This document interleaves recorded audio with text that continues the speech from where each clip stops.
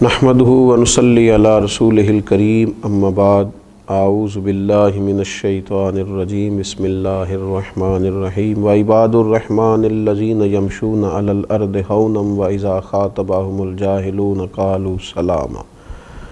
صدق اللہ العظیم اللہم صلی علی سیدنا و مولانا محمد معدن الجود والکرم وآلہ وصحبہ وبارک وسلم الصلاۃ والسلام علیک یا سیدی یا رسول اللہ وعلی آلک واصحابک یا حبیب اللہ۔ حمد و صلاۃ کے بعد قرآن مجید میں اللہ تبارک و تعالی نے اپنے بندوں کی یہ شان بیان کی ہے کہ وَعِبَادُ الرَّحْمَٰنِ الَّذِينَ يَمْشُونَ عَلَى الْأَرْضِ هَوْنًا، فرمایا رحمان کے بندے زمین پر وقار کے ساتھ چلتے ہیں، عاجزی کے ساتھ چلتے ہیں۔ وَإِذَا خَاطَبَهُمُ الْجَاهِلُونَ قَالُوا سَلَامًا، اور جب جاہل ان سے مخاطب ہوتے ہیں تو وہ سلام کر کے گزر جاتے ہیں۔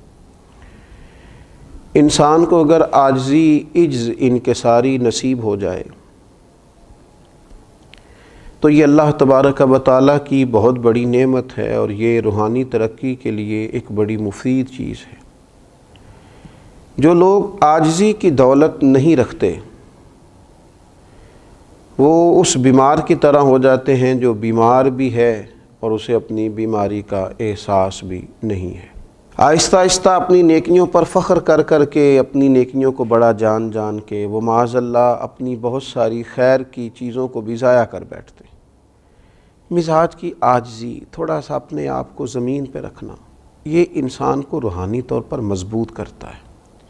خود بخود ہی اپنی کوئی فضیلت طے کر لینا کہ میں چونکہ بڑا ہوں، میں چونکہ دانا ہوں، پھر میں استاذ ہوں، پھر میں چونکہ حافظ ہوں، میں چونکہ قاری ہوں، میں چونکہ دینی وزاداری رکھتا ہوں، میں چونکہ سخاوت کا مزاج رکھتا ہوں، میں چونکہ فلاں فلاں فلاں خیر کے کاموں کے بہت سارے میں اپنے لیے نسبتیں رکھتا ہوں، تو یہ چیزیں آہستہ آہستہ کر کے انسان کو عاجزی سے نکالتی ہیں۔ لازمی نتیجہ یہ نکلتا ہے کہ انسان کہیں نہ کہیں کسی نہ کسی مقام پر کسی تکبر کا شکار ہو جاتا ہے، اور تکبر، خود پسندی، یہ تو روحانی طور پر اس قدر زیادہ انسان کو کمزور کرتی ہے کہ آہستہ آہستہ صوفیاء فرماتے ہیں وہ عبادت کی لذت سے بھی چلا جاتا ہے۔ بہت سارے لوگ ایسے تھے دنیا میں، صرف عاجزی نہیں تھی ان کے پاس، نعمتیں بھی تھیں، فضیلتیں بھی تھیں، عظمتیں بھی تھیں،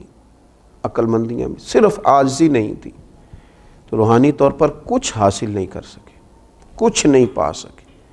جب تک مقام عاجزی والا نصیب نہیں ہوتا، انسان کسی اور کو بھی تھوڑا سا افضل نہیں سمجھتا،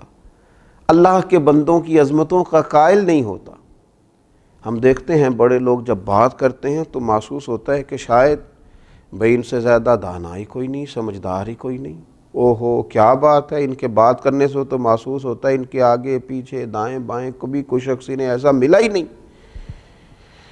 جو ان سے عمدہ تو کیا ان کے برابر بھی ہو سکے۔ یہ بہت بڑی روحانی کمزوری ہے